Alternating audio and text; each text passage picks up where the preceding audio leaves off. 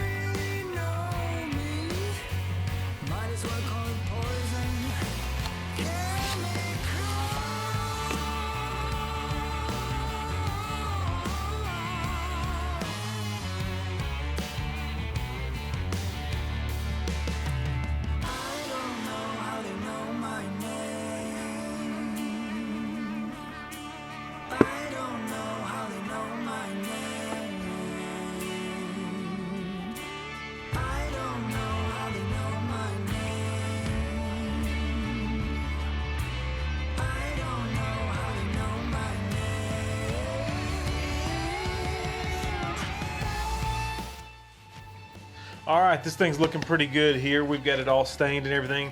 I like to finish mine off by staining the back also. But first what we're going to do is put a keyhole slot in here for hanging this flag.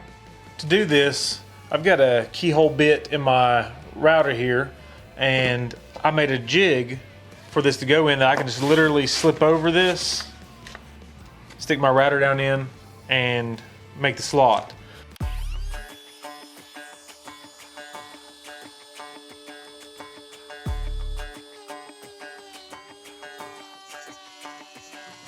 Walking home late at night, maybe 2:30. A little drunk, but I'm alright. Just as simple as that. We've got a keyhole slot to hang our flag now. Tell me if I'm wrong, 'cause it feels like love. Yeah, it feels like love. Come on, come on, come on, come on, come on, come on. And since on this channel I'm not above showing my mistakes, I pushed too much of that ink on here, which ran down the side and soaked in the front here. We're gonna see if we can fix it, hopefully.